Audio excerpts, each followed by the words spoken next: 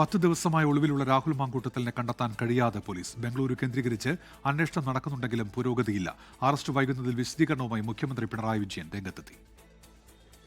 പരാതിക്കാരി മുഖ്യമന്ത്രിയെ കണ്ടെന്ന വിവരം പുറത്തുവന്നതിന് തൊട്ടു പിന്നാലെയാണ് പാലക്കാട് എം.എൽ.എ രാഹുൽ മാങ്കൂട്ടത്തിൽ മുങ്ങിയത്.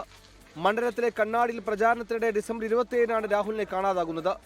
രാഹുലിനെ അന്ന് കണ്ടെത്താൻ ശ്രമം ആരംഭിച്ചതാണ് പോലീസ്. 10 ദിവസം കഴിഞ്ഞിട്ടും പോലീസിന് രാഹുലിനെ കണ്ടെത്താനായിട്ടില്ല. രാഹുൽ ഒളിച്ചു താമസിക്കുന്നത് കർണാടകയിലാണെന്ന് പോലീസ് ഉറപ്പാക്കിയിരുന്നു. ബംഗളൂരിലടക്കം പ്രത്യേക അന്വേഷണ സംഘം തിരച്ചിലും നടത്തി. മുൻകൂർ ജാമ്യം തള്ളിയ ദിവസം കാസർഗോഡ് രാഹുൽ കീഴടങ്ങുമെന്ന വിവരത്തിന് പിന്നാലെ വൻ പോലീസ് സന്നാഹവും ഒരുക്കി. പക്ഷേ രാഹുൽ വന്നില്ല. പോലീസിന്റെ നീക്കങ്ങളെക്കുറിച്ച് പോലീസിൽ നിന്ന് തന്നെ രാഹുലിന് വിവരം ലഭിക്കുന്നുണ്ടോ എന്ന സംശയം ചിലർ ഉയർത്തുന്നുണ്ട്. പോലീസിന് രാഹുലിനെ കണ്ടെത്താനായില്ലെന്ന് സംബന്ധിച്ച് മുഖ്യമന്ത്രി പിണറായി വിജയൻ മുൻകൂർ ജാമ്യാപേക്ഷ നൽകിയാൽ അറസ്റ്റ് ചെയ്യുന്ന പതിവ് കേരളത്തിലില്ലെന്നും പറഞ്ഞു. ഒരു കോടതിയുടെ മുന്നിൽ ജാമ്യാപേക്ഷ നിലനിൽക്കുമ്പോൾ അറസ്റ്റ് ചെയ്യുന്നതിനതൊരു തടസ്സമല്ല.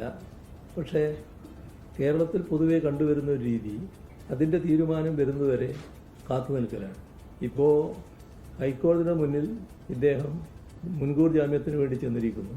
അത് ഹൈക്കോടതി സ്വീകരിച്ച് ഒരു തീയതിയിലേക്ക് കേസ് കേൾക്കാൻ വേണ്ടി വെച്ചിരിക്കുകയാണ്. അത് കോടതിയുടെ നടപടിയുടെ ഭാഗമാണ്. രണ്ടാമത്തെ കേസിൽ മൊഴിയെടുക്കുന്നതിന് മുന്നോടിയായി പരാതിക്കാരിയുമായി SIT സംഘം ആശയവിനിമയം നടത്തി. 2 ദിവസത്തിനുള്ളിൽ മൊഴി രേഖപ്പെടുത്താനാണ് നീക്കം. വ്യക്തിഗത വിവരങ്ങൾ പരസ്യപ്പെടുമോ എന്ന ആശങ്ക SIT സംഘത്തോട് അതിജീവിത പങ്കുവച്ചിട്ടുണ്ട്. 24 തിരുവനന്തപുരം. ലോകത്തെവിടെയായാലും ഏത് സമയത്തും 24 വാർത്തകളും ഓഗ്മെന്റഡ് റിയാലിറ്റി പാക്കേജുകളും എക്സ്പ്ലെയിനറുകളും വിശദമായി കാണാൻ ഞങ്ങളുടെ YouTube ചാനൽ നിങ്ങൾക്ക് സബ്സ്ക്രൈബ് ചെയ്യാം.